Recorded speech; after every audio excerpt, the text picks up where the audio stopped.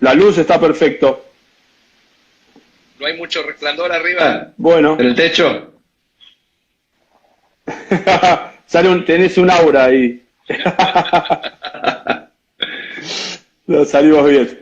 Bueno, saludar, Edgar, hay muchos hermanos conectados, tenemos unos 260 hermanos que están conectados, ex estudiantes, iglesias del interior, están transmitiendo por FM, está retransmitiéndose también por el IBRP, por otros canales también, así que saludamos a todos los que están conectados.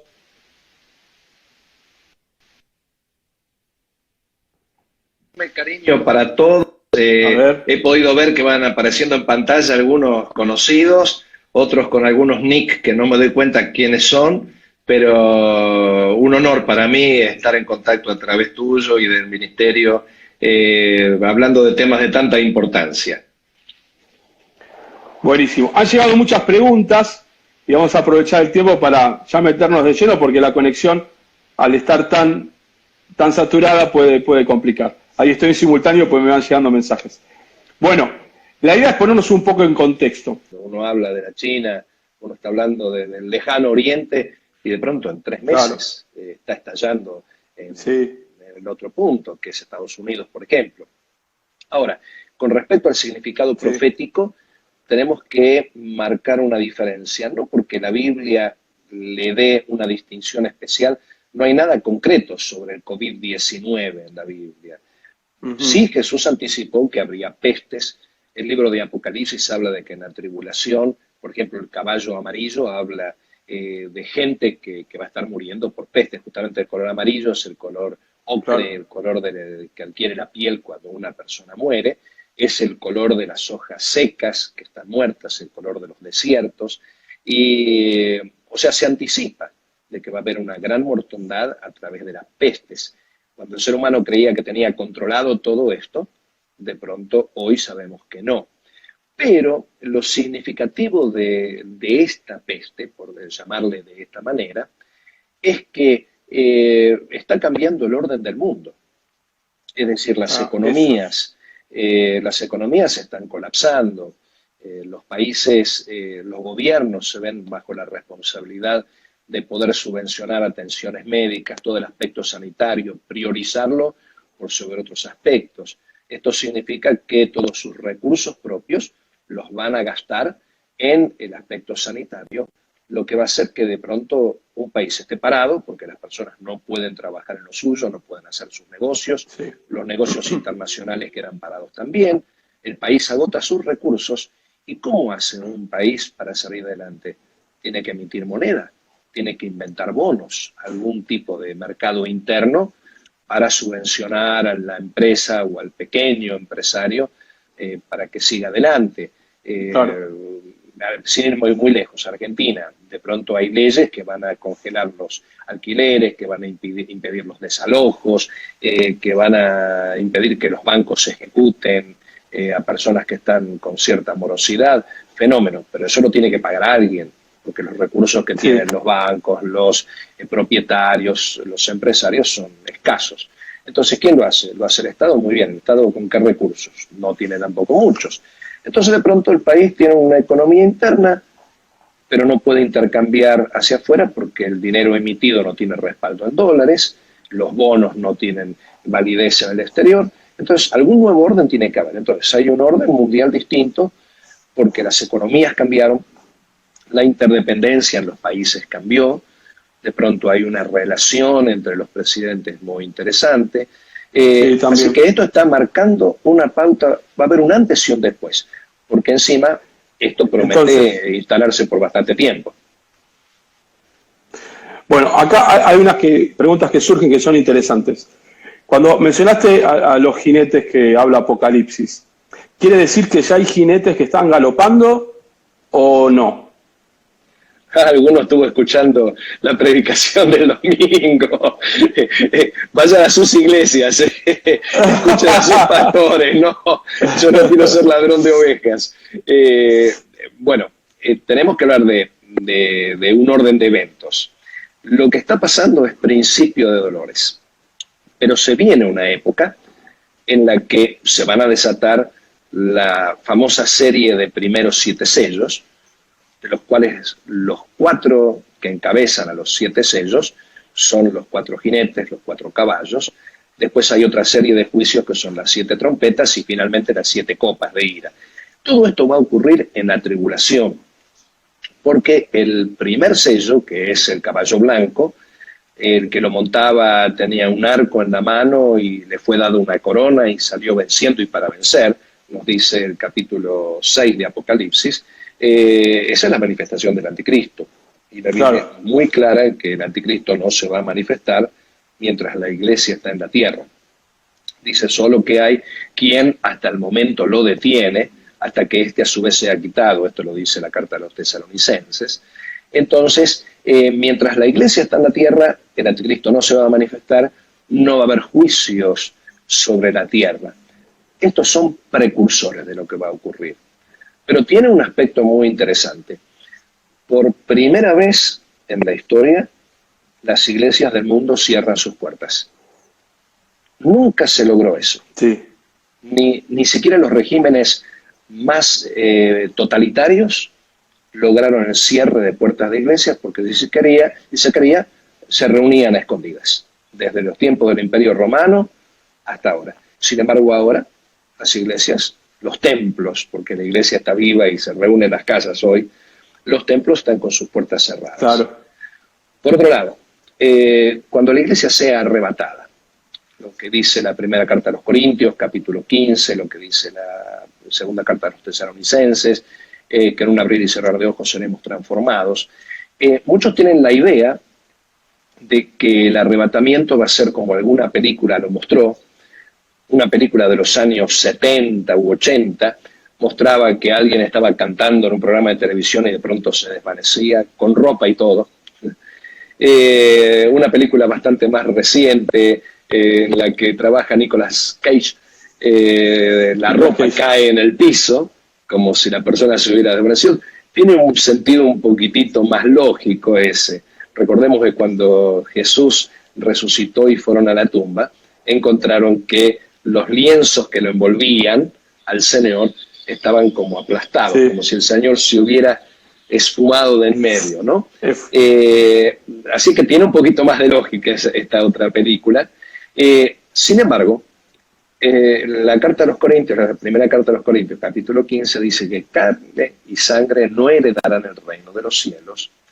La palabra metamorfosis, que justamente menciona Pablo al decir que en un abrir y cerrar de ojos seremos todos transformados, no significa solamente que algo se convierte en otra cosa, sino también que algo cambia de apariencia, puede ser una, o que de pronto una forma es reemplazada por otra forma. Considerando que el cuerpo humano fue tomado del polvo y al polvo retorna, entonces una de las posibilidades del arrebatamiento es que los cuerpos queden desplomados en el piso como estuches vacíos, porque las almas adquirieron un cuerpo glorificado.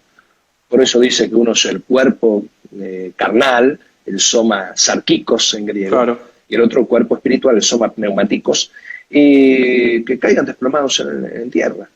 Y acá vienen dos precedentes que nos deja esta gripe china, como dicen algunos. El precedente de que un día todos los cristianos caen desplomados al unísono en el piso. Van a decir, no ves, les decíamos que no se reunieran, que las reuniones eran malas, quién sabe qué virus ahora vino, tenemos que investigar y no se pueden hacer autopsias porque quién sabe estos cuerpos la peste que tengan, tendremos que quemar, y habrá una explicación muy, muy lógica a la muerte súbita simultánea de todos los creyentes del mundo. Y esa explicación va a ser el hacinamiento en las iglesias, en los templos. Acá, por ejemplo, están preguntando ¿qué base tenemos para decir que el rapto es antes de la tribulación? Y se sumaría otra pregunta que dice si esto es ya tribulación lo que estamos viviendo, ¿no? El rapto es antes de la tribulación. En el libro de Apocalipsis, el capítulo 3 al final, dice, no tanto al final, el versículo 6 creo que es, por cuanto has sido fiel a la palabra de mi paciencia, yo también te guardaré de la hora de la prueba, que ha de venir sobre el mundo entero para probar a los moradores de la tierra. Y uno se pregunta, ¿cuál será la hora de la prueba que ha de venir sobre el mundo entero? Y esto pareciera una hora de la prueba, pero esto es principio de dolores. Va a ser la tribulación. La iglesia va a ser guardada de la tribulación. En contraste con la iglesia que sigue, que es la de la Odisea, que nos dice que por cuanto eres tibio y no frío ni caliente, ojalá fuese frío o caliente, yo te vomitaré de mi boca. Entonces, está hablando de una iglesia que es la que queda, y una iglesia que es llevada. Es decir, la iglesia que queda tiene el nombre de iglesia, pero no es iglesia la Odisea, porque no tiene nada de Cristo. Por eso el Señor dice, te aconsejo que de mí compres, y queda. Entonces, va a haber una iglesia que va a ser levantada y otros que quedarán para la tribulación y se convertirán, por supuesto, porque va a haber convertidos en la tribulación.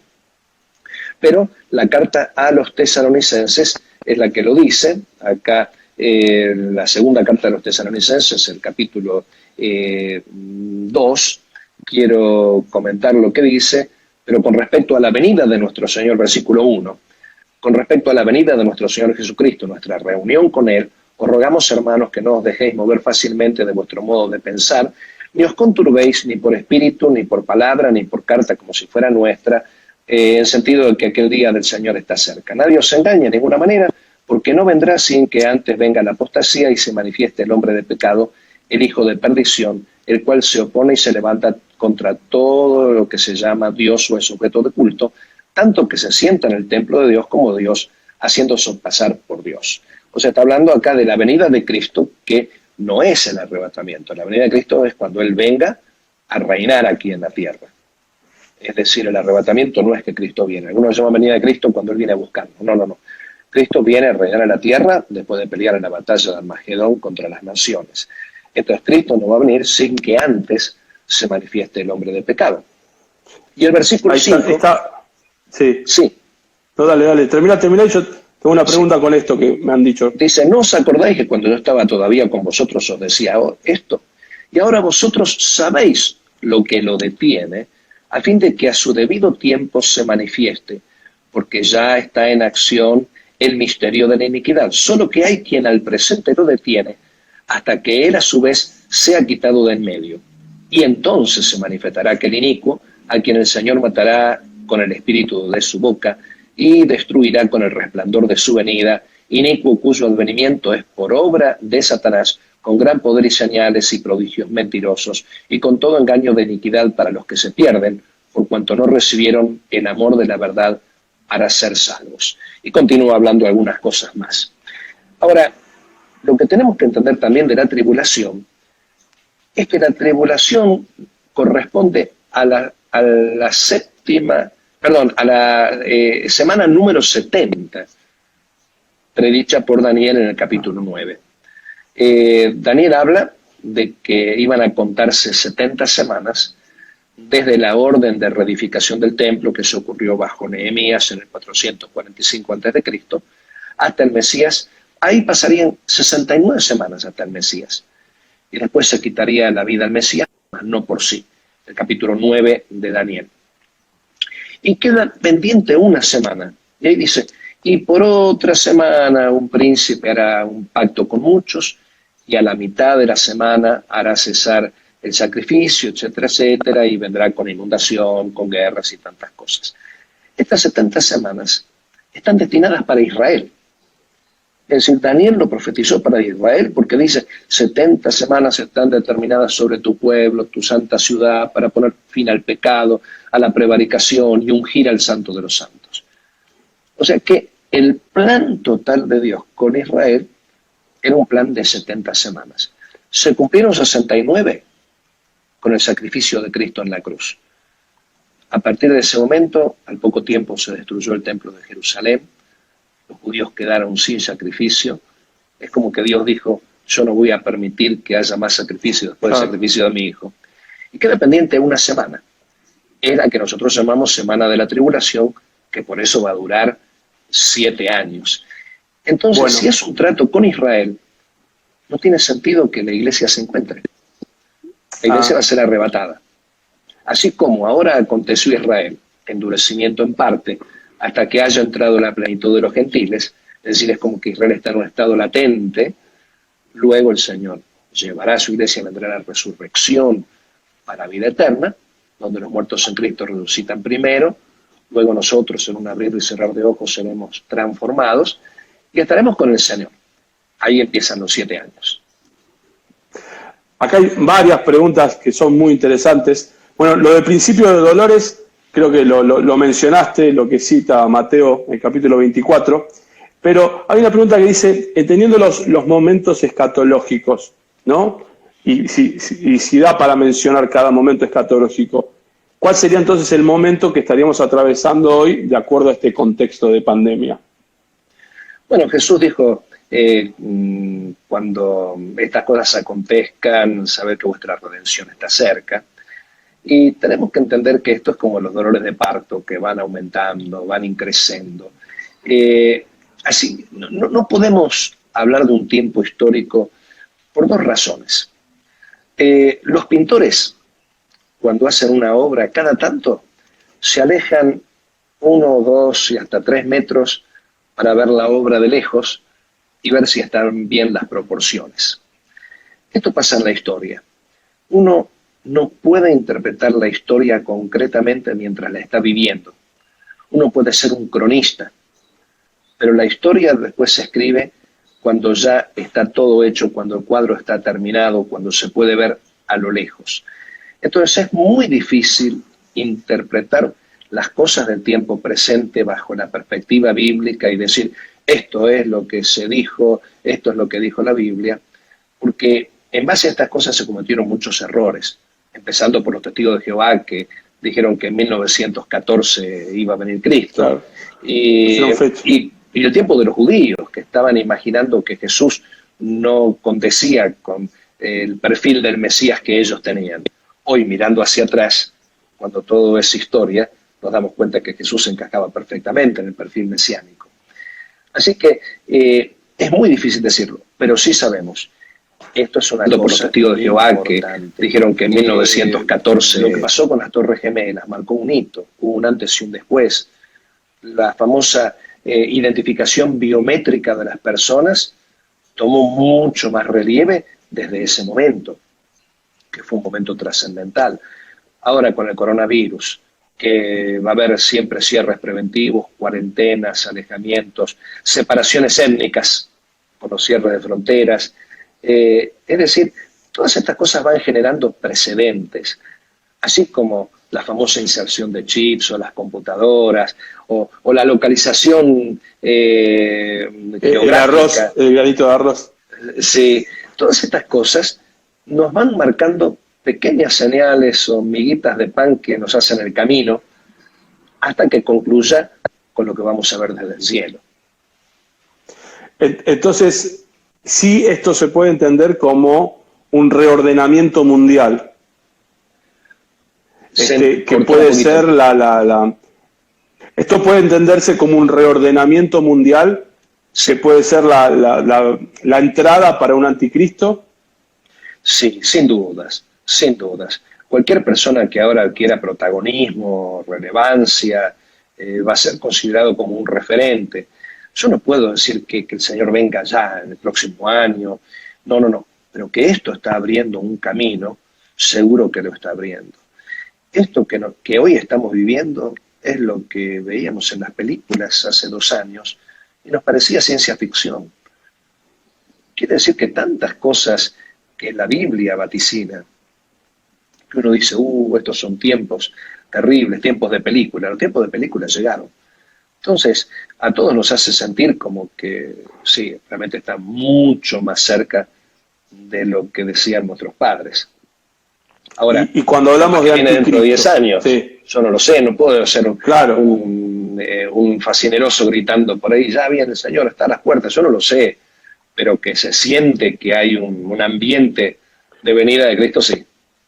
Un ambiente propicio, como que estamos cercanos a la segunda venida, es así. Sí, el colapso económico está. Hoy salió en el diario de que un alto número de empresas van a necesitar subsidios. La pregunta es de dónde van a salir los subsidios porque hace rato que todos los países están en crisis. O sea, la economía es toda una fantasía de promesas, de pago, de dineros que a veces no existen. Y todo esto de pronto se cae como un castillo de naipes. ¿Qué va a surgir ahora? El famoso control individual. Ahora se está controlando individualmente las personas pasan por un aeropuerto y primero con los datos biométricos que marcan líneas, que transforman en números binarios, los rasgos faciales, las huellas digitales con ese mismo tipo de líneas también, y ahora marcan la temperatura de las personas, la ubicación geográfica de las personas también con el dispositivo. Los celulares cada vez tienen un uso mucho más amplio. Uno puede pagar con su celular, uno puede identificarse con su celular también. Con su celular. Y a uno se lo puede documentos ya está, claro. Sí. Entonces, y lo tenemos en la mano derecha, ¿no? Yo ahora lo tengo en la mano izquierda, pero es decir, se está abriendo el camino para que haya control sobre los individuos. Es interesante que Apocalipsis, en el capítulo 13, dice que si alguno no adoraba a la bestia, iba a caer fuego del cielo y lo iba a destruir. Y estaba leyendo justamente un artículo en el Financial Times de un historiador judío, futurista, que él comentaba de que con los medios que ahora tenemos se va a poder detectar el estado de ánimo de una persona al escuchar un líder. De pronto aparece en pantallas ese líder político, y si la persona siente disgusto o alegría, lo capta el celular inmediatamente. Y esto hace de que ya sepan quién está a favor y quién está en contra. Esas cosas, ¿quién se las suele? No. El anticristo, preguntan acá, ¿es una persona puntualmente o es un espíritu de anticristo? El apóstol Juan, en sus cartas, habla del espíritu del anticristo, que es el que niega que Jesús ha venido en carne, es decir, el que está negando el sacrificio y la obra de Cristo. En el contexto bíblico se refiere a otras cosas, pero Juan habla de que está el espíritu del anticristo y que hubo muchos anticristos. Son como prototipos, personas que han querido controlar al mundo. El espíritu del anticristo es lo que dice el apóstol Pablo, que se sienta en lugar de Dios, se hace pasar por Dios y hace guerra y pelea contra todo lo que sea objeto de culto. Y nos encontramos con que hoy hay muchas cosas que demandan eso. Hay gobernantes que demandan eso. Hitler lo hizo, asedió a la iglesia durante su tiempo, hablando de que el Estado era el que tenía que recibir la veneración de las personas. Si no, les cortaba los víveres a los pastores que eran subvencionados por el Estado. Y en nuestros días hay tantas cosas que demandan participación de la iglesia. La gente que no conoce a Cristo está esperando que la iglesia haga algún bien a la sociedad, como si la función de la iglesia fuese hacer bien a la sociedad, cuando la función de la iglesia es predicar el evangelio de Jesucristo. Pero claro, la gente no entiende esto, los que no conocen a Dios no entienden qué es esto de hablar de la salvación, de predicar el evangelio. Entonces dicen, ¿para qué está la iglesia? Y esperan que la iglesia haga cosas acordes con sus necesidades o las necesidades de la humanidad. Pero las necesidades espirituales cada vez se están tratando de satisfacer con otros medios, pero que no sean los medios del Evangelio. Entonces hay una guerra contra el cristianismo, y este es el espíritu del anticristo. El espíritu del anticristo es el que está promoviendo que la vida vale poco. El espíritu del anticristo es el que está promoviendo que uno es lo que cree ser. Y esto no es bíblico. Uno es lo que Dios dice que uno Entonces, hay una pregunta acá basada en 2 de Tesalonicenses, según lo que Pablo habla del hombre inicuo o hombre de iniquidad. ¿No es el anticristo? Sí, es el anticristo. Si es ahí está respondiendo. Es el anticristo. Es decir, se va todo, es decir, hay muchos que son prototipos del anticristo, precursores del anticristo. Así como hay drogas precursoras, están los precursores del anticristo, que van abriendo el camino y van allanándolo para que un día tengamos un máximo líder.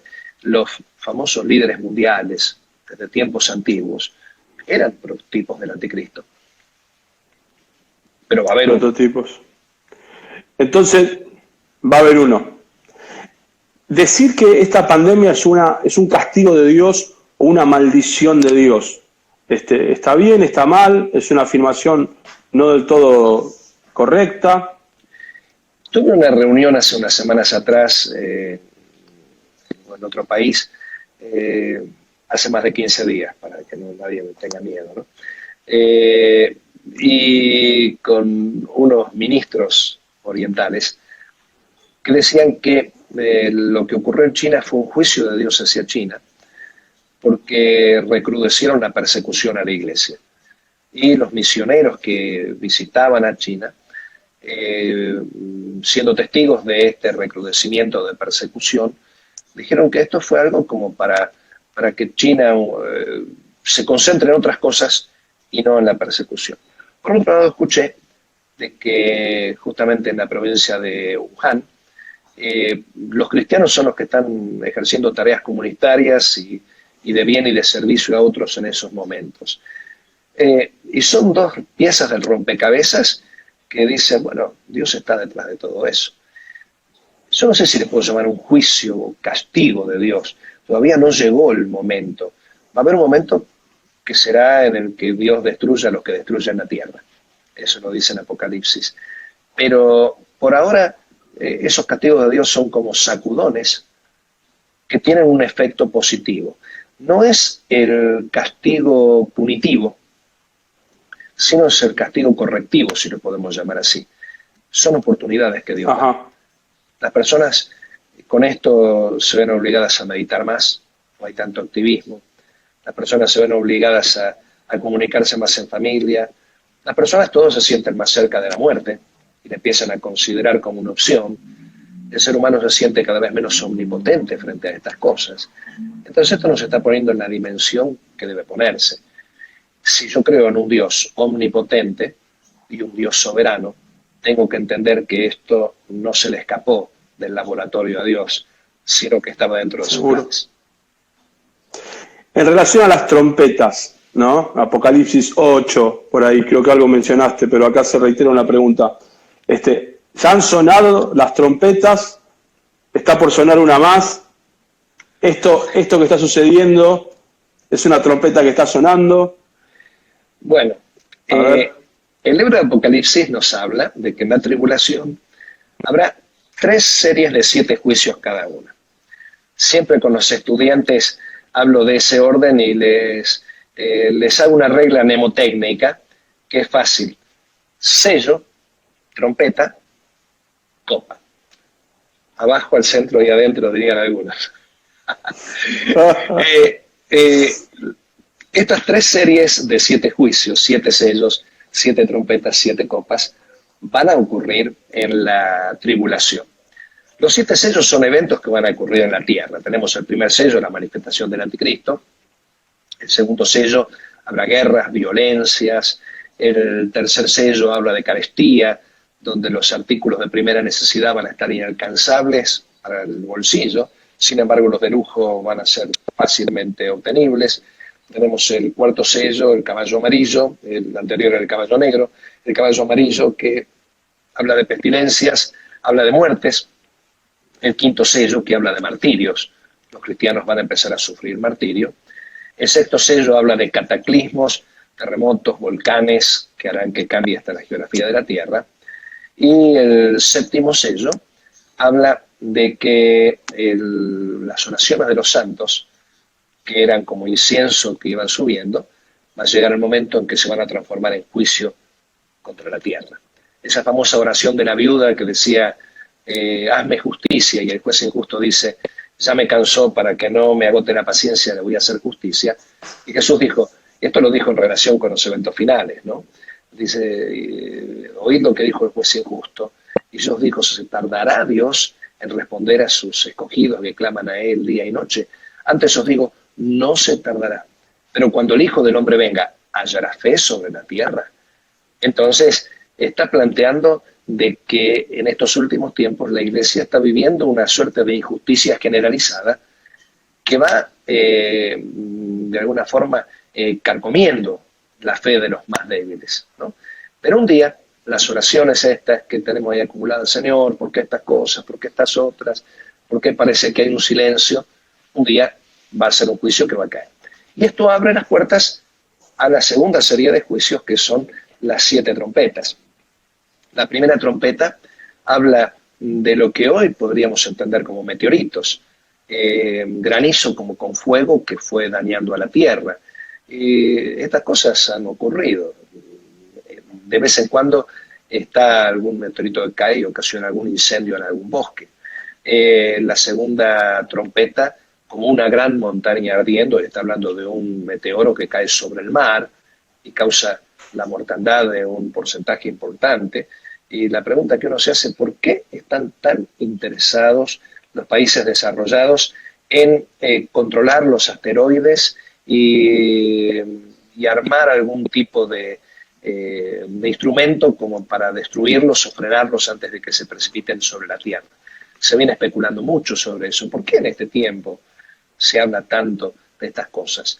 La tercera trompeta habla que como una estrella como una antorcha, lo que más se parece a un cometa, cae sobre la Tierra. Y no es la idea de que cae, sino que probablemente la Tierra roce la órbita y la estela de esa estrella, depositando partículas venenosas que causan daño. La cuarta trompeta habla de oscurecimiento en la atmósfera, y nos damos cuenta que una cosa puede ser consecuencia de la otra. Se habla de la teoría de la extinción de los dinosaurios, que justamente un gran asteroide cayó en lo que hoy es el Golfo de México, causando tal tiniebla por la polvareda, hablando en criollo, que hizo que se extinguieran los animales por falta de fuentes de alimentación. No había fotosíntesis, murieron los grandes vegetales, murieron los grandes saurios. Finalmente, la quinta trompeta habla de demonios que van a herir a las personas por 5 meses. Las personas van a sufrir tanto que van a quererse quitar la vida, pero no van a poder porque el juicio de Dios es justo y verdadero, como lo dice. La sexta trompeta habla de demonios que estarán matando a las personas. ¿Será otra peste? No lo podemos saber. Se llama demonios. ¿Qué medios usarán esos demonios? Y finalmente la séptima trompeta habla de la proclama de la victoria de Cristo. Y después vienen las 7 copas. Las 7, para cuando se desatan las 7 copas, todos los que se hayan convertido en la tribulación ya habrán sufrido un martirio y habrán desaparecido. Así ya no va a quedar ningún creyente. Por eso las 7 copas de ira van a derramarse sobre la tierra. Solamente va a quedar Israel esperando la última gota de esa semana número 70. La primera copa habla de que las personas serán quemadas con radiaciones solares. A ver, no quiero confundirme porque a veces hago ciertos líos. No, la primera, una úlcera maligna y pestilente, como voy a olvidar de eso. Cada vez hay un mayor incremento de cánceres de piel. Los dermatólogos están muy preocupados por lo que está ocurriendo. Ahí sí viene entonces la segunda copa, que es que los mares se van a contaminar y se van a transformar en aguas mortíferas. No es de sorprender. Algunos artículos periodísticos hablan de que para el 2050 los mares van a estar con más residuos que otras cosas. Hay islas de plástico donde se han juntado residuos, hay animales que mueren, el petróleo con los desastres ecológicos que ocasiona cuando hay un derrame de petróleo por un buque que se hunde o una plataforma que se daña. Después la contaminación de las aguas dulces. Como sabemos, todo el mundo está hablando de que hay que cuidar el agua porque tiene límites. Es decir, consumimos mucha más agua de la que tarda en reproducirse, purificarse. El agua de las precipitaciones es ácida, contaminada, el agua filtrada bajo tierra tarda mucho en llegar a esos puntos, y la purificación o depuración de agua en las plantas es algo carísimo, o sea que tiene un límite. Después que viene lo que es la contaminación de los ríos, tenemos radiaciones solares, donde se le da el sol que queme a los habitantes. ¿Qué podía imaginarse Juan en el siglo I que van a pasar estas cosas. Y hoy se conoce muy bien lo que son las explosiones solares, que si una de las llamaradas de las explosiones solares tuviese como extremo la Tierra, es decir, el Sol es una esfera y las explosiones tienen una dirección radial. Si justamente esa dirección radial se cruzase con la Tierra, causaría verdaderos problemas y se quemarían todos los cables, todos los transformadores del mundo, las ciudades quedarían sin luz. ¿Por qué? Porque produciría una fuente electromagnética que traería un verdadero desastre. Esto ocurrió ya a fines del siglo XIX con el telégrafo. Justamente un astrónomo vio esa explosión solar y a las horas se quemaron los cables de telégrafo. Y la quinta copa justamente habla de que va a haber tinieblas en el gobierno del anticristo, la quinta copa. Tinieblas en el gobierno del anticristo. Justamente hay radiaciones solares que queman y después el apagón, las tinieblas. Y finalmente la sexta y séptima copa hablan de los preparativos para la batalla de Armagedón y la batalla de Armagedón propiamente dicha, donde Cristo peleará con las naciones y se quedará para reinar en la tierra. Esa es la venida de Cristo propiamente dicha. Y ahí ya estamos. Una más, pues ya estamos bastante con el tiempo. Pero hay algo una pregunta que se está reiterando, es sobre los preteristas. Sí. Los preteristas. Sí, ¿qué opinión sobre la interpretación de los preteristas? De alguna manera los preteristas intentan ver tras el libro de Apocalipsis la historia del cristianismo pasada. Entonces, en lugar de hablar del anticristo como un ser futuro, están hablando de que el anticristo eran los emperadores. El catolicismo tiene justamente esa perspectiva preterista. Es decir, el libro de Apocalipsis es una descripción simbólica de todo lo que pasó. A mi parecer, y mi íntima convicción, es que no tiene sentido que un libro profético, porque dice la profecía de este libro, todos los que añadan palabras a la profecía de este libro, claro, el espíritu de la profecía es el testimonio de Jesús. Si es una profecía, para mí no encaja en la idea de que el libro de Apocalipsis simbólicamente relata la historia del pasado, el tiempo del Imperio Romano, de los emperadores. Me inclino más a lo que sería la corriente futurista, que es la que dice que a partir del capítulo 4, al menos, el libro de Apocalipsis está hablando de los eventos futuros. Y justamente el capítulo 4 habla de que el Señor está en el trono y alrededor hay 24 tronos con 24 ancianos, que en realidad son millones de millones. O sea, este capítulo 4 nos habla de que la iglesia arrebatada está reunida alrededor del trono de Dios. Pero acá hay otro detalle interesante.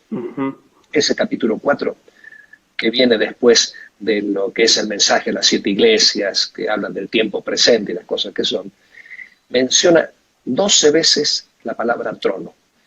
Y cuando Juan ve la puerta abierta en el cielo y la voz que habló primero con él le dice, sube acá y te mostraré las cosas que sucederán después de esta, lo primero que él ve es un trono. Y todo ese capítulo está relacionado con el trono de Dios, el trono de Dios. Y ahí el libro de Apocalipsis, el Espíritu Santo nos está diciendo, Dios estuvo, está y estará en el trono. Esto es lo que nos da confianza, de que Él tiene todo bajo control porque está en el trono. Bueno, 3 más porque ya estamos. Una tiene que ver puntualmente con el tema de si el Espíritu Santo va a actuar en la tribulación, que es una pregunta que hicieron, y después preguntas en relación a la iglesia y cómo nos organizaríamos en este tiempo, ¿no? Pero la primera es esa. Bien, el Espíritu Santo es Dios. Es decir, no es que Dios es el Espíritu Santo, sino que el Espíritu Santo es Dios. Dios no es Jesucristo, sino que Jesucristo es Dios. Dios no es el Padre, sino que el Padre es Dios. Es decir, este es el misterio de la Trinidad. Por lo tanto, si el Espíritu Santo es Dios, y esto lo dice la Biblia, porque tiene atributos divinos, tiene atributos de persona y atributos divinos, entonces tenemos que entender que entre los atributos divinos está la omnipresencia. No puede haber ningún tiempo ni lugar en el que el Espíritu Santo no esté. ¿A dónde me iré de tu espíritu y a dónde huiré de tu presencia? Dice el Salmo 139. En la tribulación, el Espíritu Santo estará trabajando en Israel durante esa última semana, porque es el trato con Israel. Además, dice que Joel, cuando dice en los últimos tiempos derramaré de mi espíritu sobre toda carne, no murió Joel en Pentecostés, sino Pentecostés fue un anticipo. El derramamiento y el avivamiento del Espíritu va a ser sobre el pueblo de Israel en la tribulación, mientras está escondido por Dios, mientras pasan todas estas cosas sobre la tierra. Así que el Espíritu Santo va a estar trabajando en la tribulación, porque si va a haber convertidos en la tribulación, estos convertidos van a tener convicción de pecado, van a tener nuevo nacimiento y van a tener vidas en santidad únicamente por el Espíritu Santo. Porque si estas cosas se lograran sin el Espíritu Santo, entonces quemamos los libros de teología. Bueno, un poquito de teología pastoral ahora, para ir cerrando. ¿Qué consejos darías para esta etapa de la Iglesia que no se está reuniendo de la forma tradicional, como estábamos acostumbrados, ¿no? El concepto de templos es un concepto posterior al siglo I y II, tal vez. Antes la Iglesia tenía imposibilidad de tener un templo porque los cristianos donde se reunían eran perseguidos. Algunos pocos tenían la ventaja de tener un lugar amplio donde reunirse. En nuestros días los templos son cerrados por una causa más que justa que tenemos que obedecer, pero la Iglesia no está encerrada. El apóstol Pablo dice, yo estoy preso, pero la palabra no está presa, el Evangelio no está preso. Las redes, como lo que estamos empleando. Vos sabés que yo soy redófobo. No. Redfóbico. Eso. Me anoté en el Instagram y ya un montón que me siguen, los pobres se van a decepcionar porque nunca aparece nada de mí. Gracias, Fer. Sí, él fue que a Silvia y a mí nos metió en la red. Un día se tendrá que dar cuenta del Señor. Bueno, pero las redes son un medio con el que se puede predicar el Evangelio. La intercesión no tiene que faltar. Y justamente hoy estaba comunicándome con un pastor muy importante de aquí de zona sur, en la zona de Almirante Brown, y él decía cómo en su iglesia está viendo personas voluntarias para poder coser, por ejemplo, delantales, camisolines para enfermeros, escafandras, barbijos, llevar ayuda comunitaria. En Avance Cristiano tenemos el grupo de acción social, ya está juntando víveres. Me pidió ayer o antes de ayer una carta para poder retirar mayor cantidad de alimentos, porque vos viste que a veces los racionan en los supermercados para evitar el acaparamiento de la gente y la desprovisión, y para poder llevar y para poder distribuir. La Iglesia en estos tiempos puede dar un vaso de agua, pero que no se olvide que lo tiene que dar en el nombre de Jesús, ayudando primeramente a la familia de la fe, que son nuestro primer target, nuestro primer objetivo. De nada sirve que yo sea un gran filántropo y mato de hambre a mi familia. Entonces tenemos nuestra familia, tenemos la familia de la fe en un siguiente círculo concéntrico y finalmente todas aquellas personas que están padeciendo necesidad, pero no solamente calmarles el hambre por calmarlo, porque cualquiera que beba del agua de esta tierra vuelve a tener sed. Hoy le calmo el hambre, mañana va a tener hambre, y finalmente le voy a estar calmando el hambre todos los días y se va a ir al infierno con una sonrisa y la panza llena. La función de la Iglesia es hablar de la eternidad. Entonces, el protagonismo de la Iglesia, así como mencioné esto de los cristianos en Wuhan, China, que tomaron un protagonismo tan importante, en las catástrofes los cristianos toman protagonismo importante, pero en nombre de Cristo. ¿Qué quiere decir? Junto con ese bienestar pasajero, y quiero recalcar eso, el bienestar que demos va a ser pasajero, pero tenemos que hablar de bienestar duradero, que es la vida eterna, y esto se logra teniendo a Cristo en el corazón. Nunca nos olvidemos que esta es nuestra misión y no tengo por qué satisfacer las expectativas del mundo. La iglesia está para satisfacer las expectativas de Dios. Bien. Bueno, un montón de preguntas, mucha gente saludando, pidiendo un libro, están pidiendo que escribas un libro sobre estos temas. Ya me imagino tu respuesta, pero igual yo la comunico. Bueno, y un consejo así como final. Hay muchos estudiantes, iglesias, pastores, radios que están retransmitiendo. Y la idea sería un consejo de cómo vivir nuestra fe en esta cuarentena, ¿no? Que estamos todos en la casa, encerrados. ¿Qué consejo nos darías desde este lugar, no? Ay, en estos momentos es cuando se ve la paciencia de los santos. Que Dios nos ayude a vivir el presente, vivirlo con Cristo. Creo que como nunca el culto familiar se está instalando en las familias, aunque sea para que cada uno escuche a su pastor tomando unos mates y tomando un café en ese culto digital que se tiene. Es tiempo en el que podemos orar, debemos orar más, debemos leer más la palabra. Son tiempos en los que Dios nos lleva a meditar. Son tiempos en los que tenemos que revisar nuestra santidad y tiempos para los que tenemos que estar muy preparados.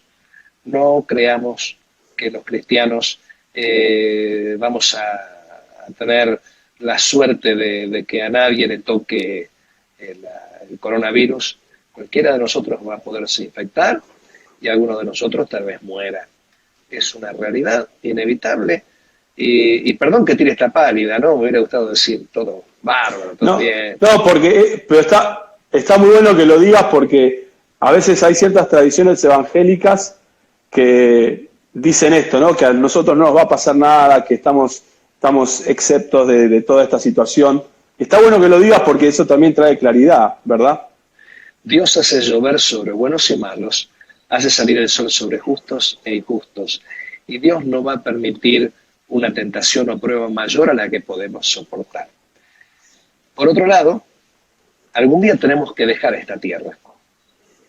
Tal vez para algunos el coronavirus sea el método, para otros un accidente, para otros otra enfermedad, para otros esas enfermedades tan lentas llamadas envejecimiento y muerte. Entonces, tenemos que entender que tarde o temprano llega y que de ninguna manera que algún cristiano le toque fallecer por esta infección no significa que el favor de Dios no está. No, ese cristiano ya está en la presencia de Dios, está viviendo el mejor momento. Así que en estos tiempos descansemos en el Señor, que todo está bajo su control. Mañana en el culto de jueves, para los miembros de Avance, los demás vayan fieles a sus iglesias y sus pastores, más les vale. Yo quiero hablar justamente de la confianza en Dios, de entender de que Dios tiene todo en su mano y bajo su control. No se le escapó ningún animalito del laboratorio a Dios. Fantástico. Bueno, Edgardo, muchas gracias por tu tiempo. Agradecerte por esa gracia que Dios te dio para hablar con tanta claridad, los detalles, los ejemplos. Nos bendice mucho. Así que bueno, si querés decir unas palabras finales antes de ir cerrando. Aprendí a usar en Instagram. Un enorme cariño para todos. Cristo viene pronto, pero nosotros acá no nos quedemos boquiabiertos esperando que venga pronto. Prediquemos el Evangelio y vivamos agradándole a Él. Amén, amén. Gracias, Edgardo. Un abrazo a la distancia. Sí, digital, que no contagia.